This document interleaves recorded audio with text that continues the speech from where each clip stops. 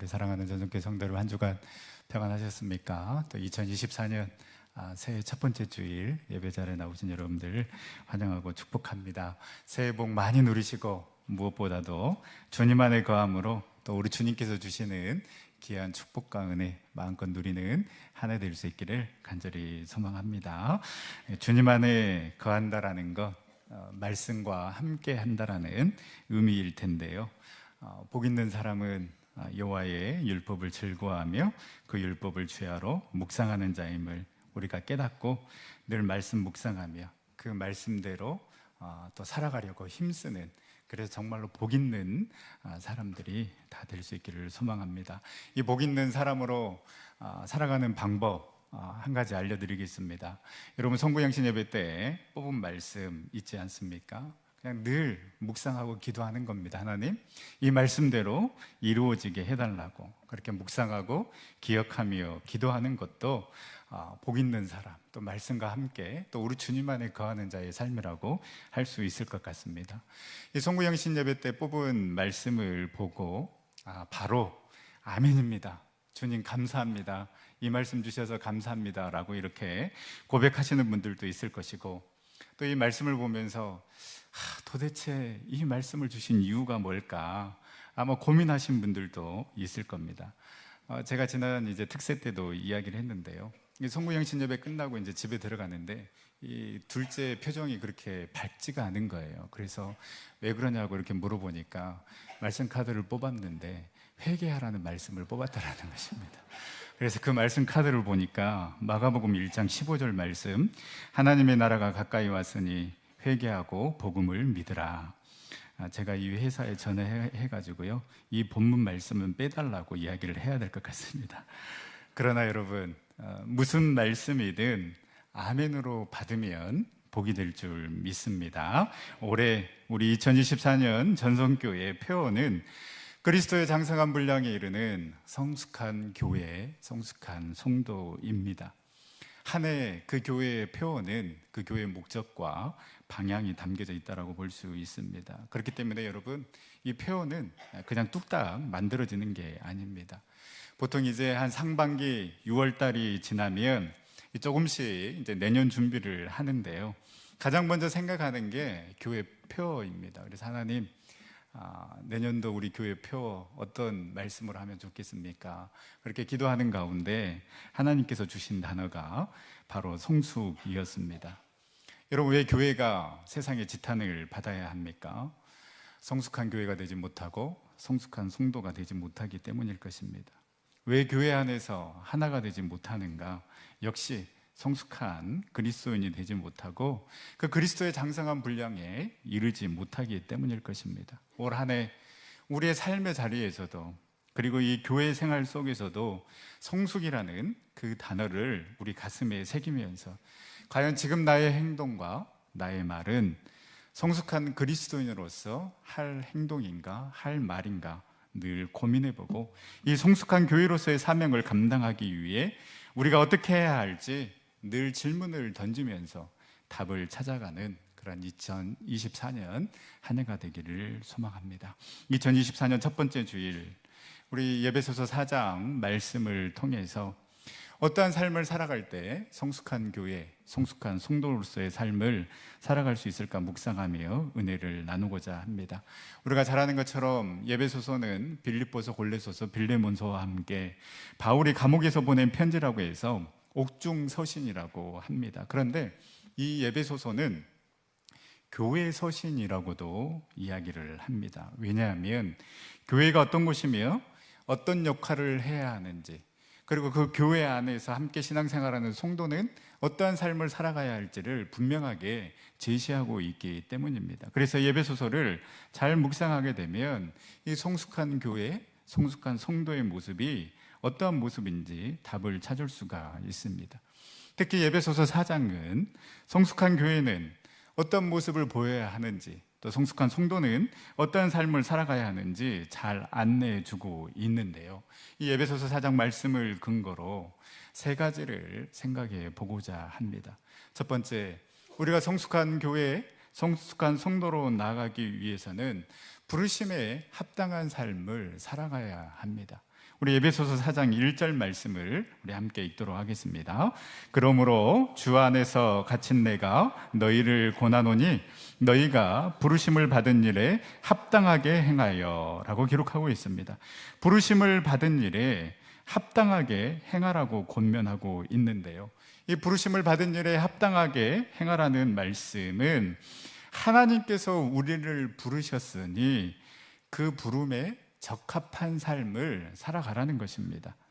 그렇기 때문에 이는 단순히 일회성이 아닙니다. 그냥 잠깐 은혜 받고 잠깐 변했다가 다시 원래의 모습으로 돌아오는 것이 아니라 완전히 확실히 돌아서는 모습, 그래서 그것이 계속 유지되어서 예전의 모습이 아닌 변화된 모습으로 계속 살아가는 것을 이야기를 합니다. 여러분, 이렇게 꾸준히 계속해서 그 믿음의 삶을 살아간다라는 것, 그 부르심에 합당한 삶을 살아간다라는 것 참 어렵습니다. 2024년 새해를 시작하면서 아마 여러분들 많은 계획을 세우셨을 텐데요, 아마 그 많은 계획 중에 제가 모르긴 몰라도 반드시 들어가 있는 목표가 아마 다이어트일 겁니다. 저도 전성교회 부임했을 때보다 살이 많이 쪘는데요, 이게 다 우리 권사님들 때문입니다. 왜냐하면 제가 살쪘다고 하면 우리 권사님들이 무슨 소리냐고, 지금이 딱 좋다고 항상 이렇게 말씀을 하십니다. 그래서 담임 목사는 조금 풍채가 있어야 된다고, 우리 목사님 딱 좋습니다라고 말씀하시니까 제가 그 말만 믿고 안심하다가 지금 이 몸을 갖게 되었는데요, 작년 여름에 이제 여름을 지나서 9월 달에는 그래도 매일매일 이 기지제도 걷고 했는데, 이제 뭐 설교 준비해야 된다, 뭐 바쁘다라는 그런 핑계로 점점 이렇게 운동하는 게 줄어들더니 이 연말에는 거의 운동을 하지 못했습니다. 여러분, 이처럼 꾸준히 한다라는 것 참 어렵습니다. 믿음 생활도 교회 생활도 마찬가지입니다. 업다운이 조금씩은 있지만 그러나 꾸준히 예배, 기도, 그리고 말씀 생활을 한다라는 것 쉽지 않습니다. 그러다 보니까 이 점점 가난한 성도들, 그리고 이제 명목상 그냥 이름만 있는 그리스도인들이 늘어나고 있는데요, 이 목회데이터 연구소에서 한국교회의 명목상 교인 실태 조사를 했는데요, 이 만 19세 이상 개신교 교인 교회 출석사 1000명을 대상으로 조사를 했습니다. 그러면 이 이름만 있는 그리스도인, 이 명목상의 그리스도인들을 어떻게 정의할 것인가가 중요한데, 이 명목상의 교인을 세 가지 영역, 즉 신앙 활동 영역, 정체성의 영역, 그리고 신념 영역의 질문을 추출하여서 정의를 했는데요, 이 표에 보시는 바와 같이 이 정체성의 영역은 나는 기독교인이 아니다 라고 응답하는 사람을 이제 명목상 교인으로 분류를 했습니다. 또 이 신념 영역에서 이 기독교인의 근거가 예수님, 하나님을 믿는 것 외에 응답자이거나 구원의 확신이었거나 신앙의 목적이 개인의 필요 유형인 교인, 그래서 어떤 그 예수 그리스도를 믿고 내가 구원받아야 되겠다라는 믿음으로 신앙생활을 하는 게 아니라 그냥 어떤 뭐 개인적인 뭐 관계 때문에 교회 생활을 하는 사람, 이런 사람들을 이제 명목상 교인으로 분류를 했다라는 것이고요.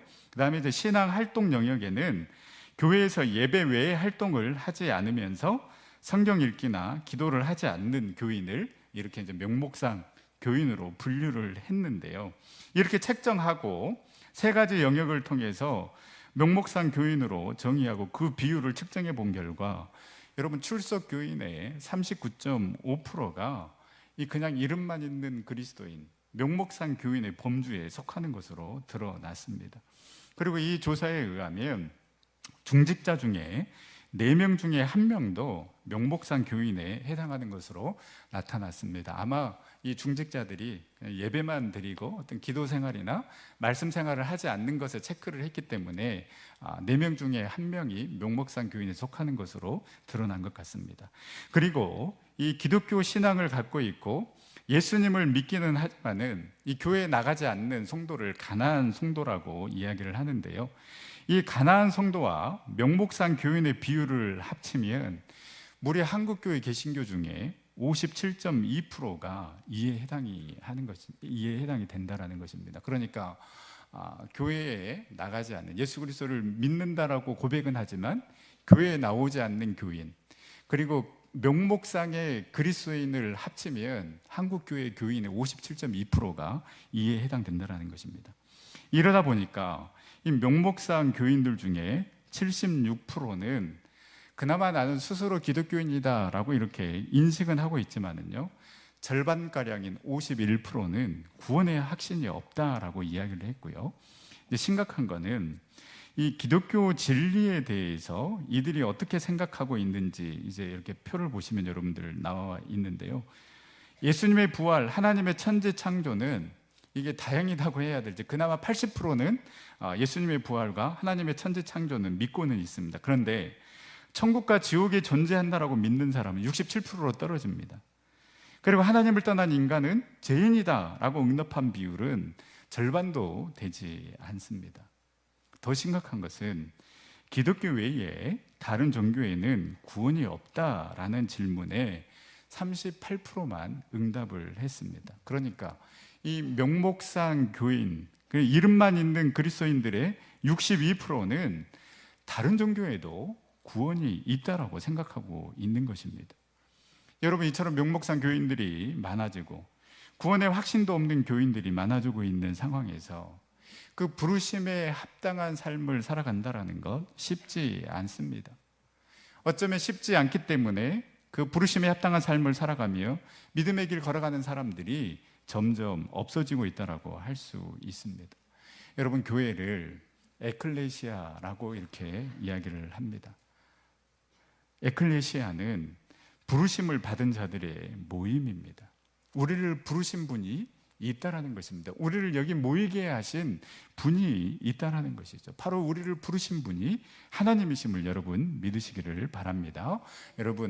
여러분들이 전성교회에 등록해서 다니는 여러 가지 수많은 이유가 있겠지만, 그러나 가장 근본적인 이유는 하나님께서 저와 여러분들을 부르셨기 때문입니다.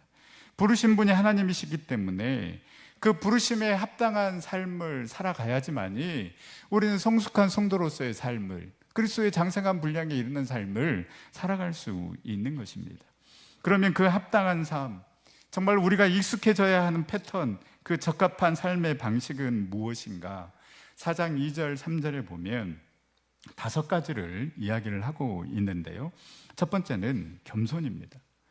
여러분, 모든 영적인 복의 재료가 겸손이라고 생각하시면 됩니다.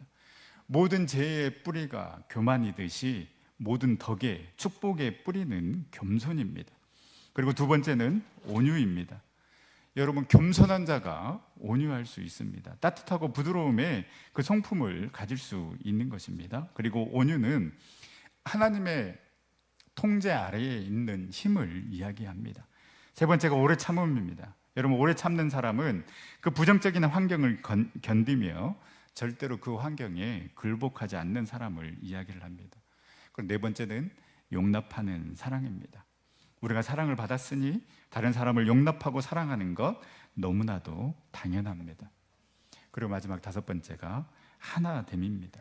3절 말씀에 보면 평안에 매는 줄로 성령이 하나 되게 하신 것을 힘써 지키라라고 말씀하고 있습니다. 믿음, 소망, 사랑, 그 중에 제일은 사랑인 것처럼 부르심에 합당한 삶을 살아가는 그 최고의 목표는 무엇이 되어야 하느냐? 바로 성령이 하나 되게 하신 것을 힘써 지키는 것이 되어야 하는 것입니다. 이를 위해서 겸손도, 온유도, 오래 참음도, 사랑도 필요한 것입니다. 왜 겸손과 온유, 오래 참음, 사랑이 필요하는가? 바로 이 모든 것들을 통하여서 그 성령의 하나 되게 하심을 이루기 위해서 겸손과 온유, 오래 참음, 용납함이 필요하다라는 것입니다. 그래서 여러분, 성숙한 교회의 증표는 얼마나 하나 되는가에 있는 것입니다. 여러분, 분열된 교회를 누가 성숙한 교회라고 할 수 있겠습니까? 마찬가지로 성숙한 성도의 증거는 하나 되기 위해서 내가 얼마나 노력하고 희생하고 참고 인내하며 눈물로 기도하는 모습을 보이느냐에 달려 있는 것입니다. 여러분, 우리를 부르신 목적은 하나 되기 위해서 부르셨음을 기억하고 이 하나됨을 힘써 지키며 함께 주님이 원하시고 기뻐하시는 일을 감당해 나가는 우리 전성교회 또 우리 전생의 모든 성도님들이 다 될 수 있기를 간절히 소망합니다. 두 번째, 우리가 성숙한 교회, 성숙한 성도로 나아가기 위해서는 그리스도의 몸인 교회를 세우기 위해 주신 은사를 잘 활용해야 합니다. 에베소서 4장 7절에서 12절 말씀에 보면 그리스도의 몸인 이 교회를 세우기 위해서 우리에게 은혜를 주셨다라고 알려주고 있는데요. 7절 말씀입니다. 우리 각 사람에게 그리스도의 선물의 분량대로 은혜를 주셨나니. 우리 하나님이 참 멋지신 게요, 하나 되게 하셨는데 그냥 획일적으로 하나 되게 하지 않으셨다라는 것입니다. 다양한 사람들이 모였는데 하나님께서는 그 다양한 은사를 우리 가운데 허락하여 주시면서 주님의 몸된 교회를 세우기 위해서 하나 되게 하셨다라는 것입니다. 첫 번째, 여러분, 은사는 은혜입니다. 즉 누군가에 의해서 주어진 것인데 이는 절대 나 스스로가 잘나서 그냥 얻어진 것이 아니라는 것을 알아야 합니다. 그렇기 때문에 주신 분을 위해서 이 은사를 활용하는 것 너무나도 당연합니다. 그리고 중요한 사실은요, 여러분, 이 은사는 이미 나에게 주어졌다라는 것입니다. 은혜를 주셨다라는 것은 부정과거 시제입니다. 그렇기 때문에 이미 저와 여러분들에게 하나님의 은사는 선물로 주어진 것입니다. 내가 발견을 못해서 그렇지 이미 오늘 말씀대로 저와 여러분들에게 주어진 것이라는 것을 여러분 믿으시기를 바랍니다. 이미 주어진 것이기에 우리 모두는 하나님께서 주시는 은사가 분명히 있다는 것을 깨닫고 감사함으로 그것을 활용해야 하는 것입니다. 그리고 분량대로라는 표현을 주목해야 합니다. 이 분량대로는 정확하게 측정해서 우리에게 주어졌다라는 것입니다. 그냥 의미 없이 하나님께서 막 뿌려진 게 아니라는 것입니다. 뺑뺑이 돌려서 제비 뽑듯이 너는 교사, 너는 목사, 너는 뭐 이렇게 하나님께서 하지 않으셨다라는 것입니다. 정확하게 측정하셔서 감당할 수 있을 만큼 우리의 분량대로 하나님께서 저와 여러분들에게 은사를 허락해 주셨다라는 것이죠. 또한 이 은사는 비교 불가한 것입니다. 그래서 절대 자랑할 것도 의기소침할 필요도 없고 상대평가가 아닌 절대평가입니다. 우리 달란트 비율을 잘 알지 않습니까? 하나님께서 어떤 사람에게는 5달란트, 또 어떤 사람에게는 2달란트, 어떤 사람에게는 1달란트를 허락해 주셨습니다. 만약에 이것이 상대적인 것이라면 왜 하나님 나에게는 2달란트 주셨고 1달란트를 주셨습니까? 라고 불평할 수 있지만은, 그러나 이 달란트는 절대적인 것입니다. 따라서 이 비교 자체가 의미가 없는 것이죠. 그냥 받은 대로, 주신 대로, 분량대로 내가 할 일을 감당하면 되는 것입니다. 그리고 이 은사의 목적은 자신을 위해서가 아니라 그리스도의 몸을 세우기 위해서 저와 여러분들에게 달란트를, 은사를 허락해 주셨다는 것을 알아야 합니다. 여러분, 진짜 행복한 사람, 진짜 성숙한 사람은 어떠한 사람인가? 하나님께서 나에게 주신 그 은사를 발견하고 그 은사를 주님을 위해서 사용하는 사람, 주님의 몸된 교회를 세우기 위해서 그 은사 달란트를 바로 사용하는 사람이, 그리고 그 사람들이 모여있는 교회가 성숙한 교회, 성숙한 성도라고 할 수 있습니다. 여러분, 예배만 드리는 분들이 있습니다. 너무나도 감사하죠. 그리고 그 예배 드리는 것만으로도 내가 할 수 있는 최선의 일이라고 생각하시면서 이 예배 자리에 힘겹게 나와서 예배를 드리는 분들도 분명히 있을 것이라고 생각을 합니다. 그러나 여러분, 오늘 말씀에 의하면 예배만 드리신 분들은 성숙한 성도라고 할 수 없습니다. 왜냐하면 하나님께서 주신 그 달란트를 활용하고 있지 않기 때문입니다. 지난 금요일 특세 마지막 날 장례가 있어서 새벽 예배를 마치고 우리 목회자 3분과 또 우리 엘피스 중창단 우리 권사님들 5분과 함께 청주를 다녀왔습니다. 전날 이제 교구 목사님께서 장례가 났다라고 이렇게 전화를 주셨는데 금요일 날 점심 때는 구역 식구들과 이제 점심 약속이 있고, 또 이제 저녁에는 재직 세미나가 있기 때문에 또 식사 후에는 이제 오후에는 이 재직 세미나를 준비를 해야 해서 이제 저는 못 갈 것 같으니까 목사님께서 다녀오십시오라고 이렇게 처음에는 이야기를 했는데, 또 생각해 보니까 이 집사님 가정이 이제 너무 미안한 거예요. 그래서 그러면 특세 마치고 바로 이제 아침에 출발하면 될 것 같아서 새벽에 갑시다라고 이렇게 이야기를 하고 이제 다음 날 특세를 마치고 출발을 했습니다. 근데 위로 예배를 드리고 장례식장에서 이제 아침 식사를 하면서 이제 집사님과 이야기를 나누는데, 그 집사님께서 이런 말씀을 하시는 거예요. 목사님, 제가 무엇을 해야 되겠습니까? 제가 어떤 봉사를 하면 좋겠습니까? 라고 이렇게 저에게 질문을 하는데요, 그 질문을 듣는데 이 피곤함이 싹 사라지면서 하나님께서 이 말씀을 듣게 하기 위해서 이렇게 새벽에 오게 했구나 라는 그런 생각이 들었습니다. 여러분, 목사가 가장 듣고 싶은 말이 무엇이겠습니까? 물론 목사님 저 로또 1등 당첨됐어요, 교회 봉헌 헌금 하겠습니다라는 말을 가장 듣고 싶기는 하지만, 그러나 여러분, 목사가 가장 듣고 싶은 말은 두 가지밖에 없습니다. 목사님, 기도 응답 받았습니다. 그리고 또 다음은 우리 집사님이 하신 말씀, 목사님, 제가 어떤 봉사를 하면 좋겠습니까? 라는 말을 여러분들로부터 가장 듣고 싶습니다. 사랑하는 전육계 성도 여러분, 이미 저와 여러분들에게 분량대로 그리고 측정하셔서 가장 적합한 달란트를, 은사를 이미 저와 여러분들에게 허락하여 주셨습니다. 그 주신 은혜, 그 주신 은사, 그 주신 달란트, 우리 주님을 위해, 주님의 몸된 교회를 위해 우리가 사용해야 하지 않겠습니까? 그래서 12절 말씀처럼 이는 성도를 온전하게 하여 봉사의 일을 하게 하며 그리스도의 몸을 세우려 하심이라. 하나님께서 나에게 주신 그 은사대로, 그 달란트대로 섬기며 헌신해야지만이 우리는 온전하게 설 수 있다는 것입니다. 성숙한 성도로 나아갈 수 있는 것입니다. 그리고 그 섬김과 헌신을 통하여서 성숙한 교회를 세워가게 되는 것입니다.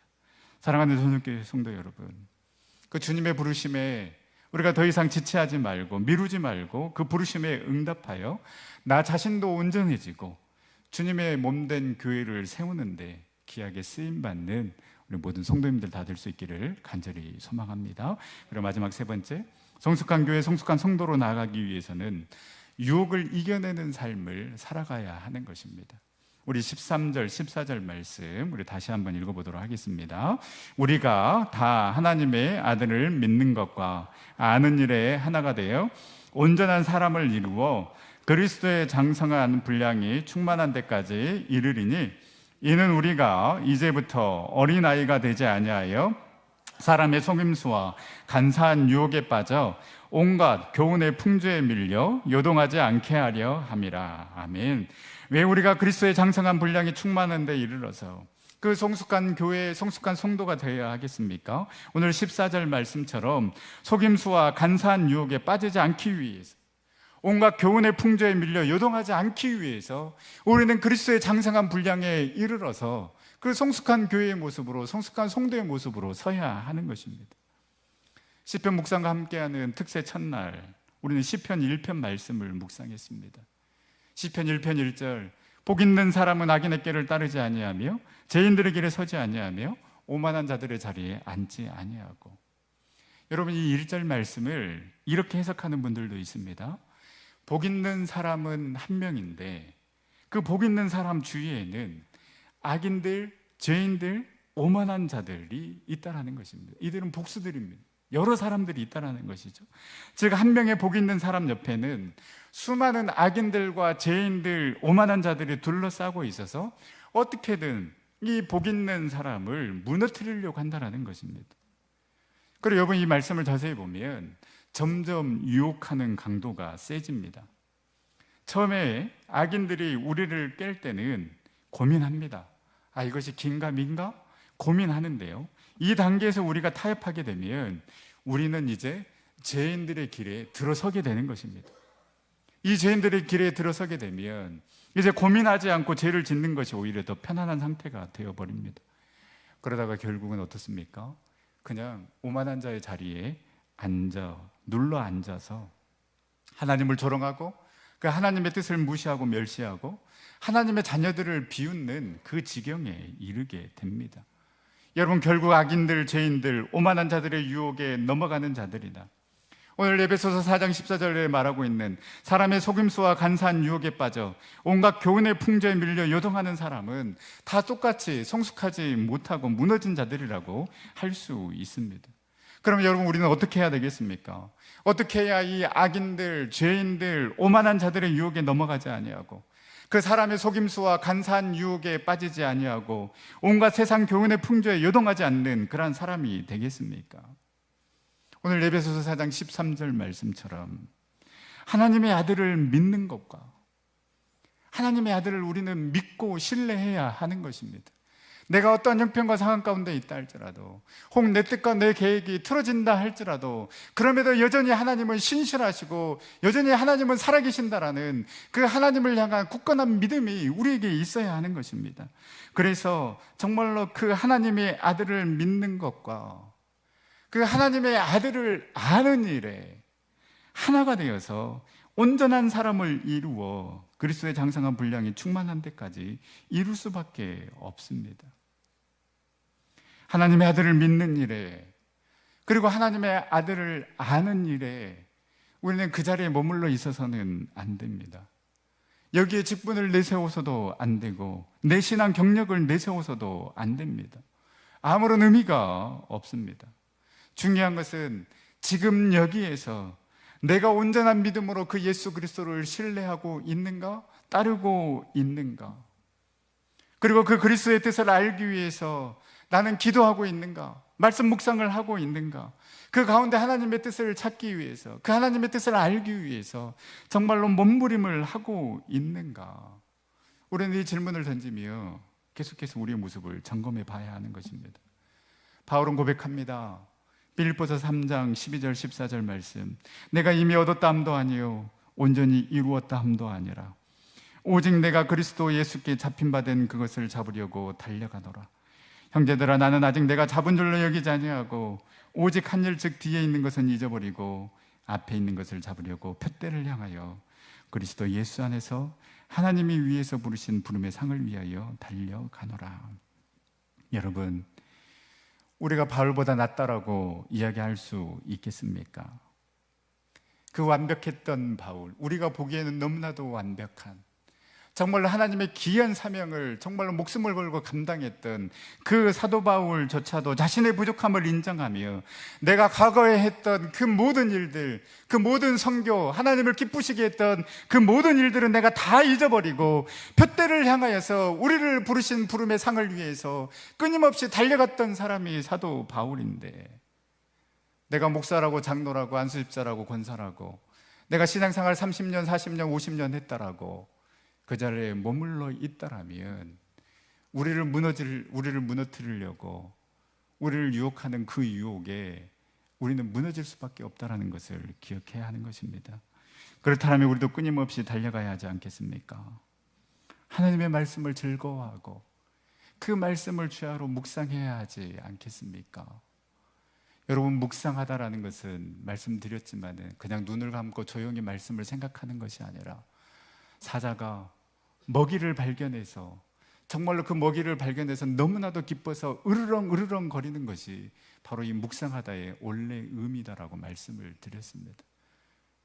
그런 기쁨으로, 사모하는 마음으로, 갈급한 마음으로 하나님의 말씀을 대하고 하나님의 말씀을 알아가려고 하고 있습니까? 하나님의 뜻이 어디 있는지 기도의 자리로 나와 기도하고 있습니까?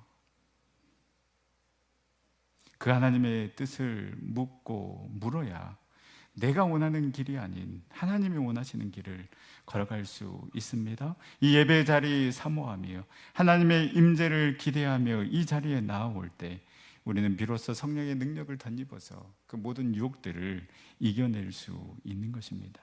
사랑하는 전도교회 성도 여러분, 2024년에는 그리스도의 부르심에 합당한 삶을 살아가며 하나님께서 저와 여러분들에게 이미 선물로 주신 그 은사를 잘 활용하여서 하나님의 아들을 믿는 것과 그 하나님의 아들을 아는 것에 우리가 전념함으로 말미암아 유혹을 이겨내는 삶을 살아감으로 성숙한 교회, 성숙한 성도가 되기를 간절히 축복합니다. 이러한 표어 아래 4가지의 목회 방향을 정해봤습니다. 예배를 통하여서 하나님을 사랑하는 성숙한 교회, 성숙한 성도로 여러분 예배 자리 사모하며 나아옵시다. 일주일에 한 번 새벽 예배라도, 그리고 한 달에 한 번 금요 기도회라도 나와서 기도하며 그 하나님의 은혜를 사모하며 그 하나님의 은혜 부어주시지 않으면 나는 이 유혹들을 이겨나갈 수 없습니다. 이 험한 세상 살아갈 수 없습니다. 그렇게 예배하며 기도하며 우리 나아가야 되지 않겠습니까? 양육을 통해 창성한 분량에 이르는 성숙한 교회의 성숙한 성도로 알아가야 됩니다. 10년 전에 알았던 말씀, 10년 전에 암송했던 그 말씀이 아니라 지금 내 삶 가운데 주신 그 하나님의 말씀을 깨닫고 묵상하고 암송하면서 나아갈 때에 우리는 성숙한 교회의 성숙한 성도로 나아갈 수 있습니다.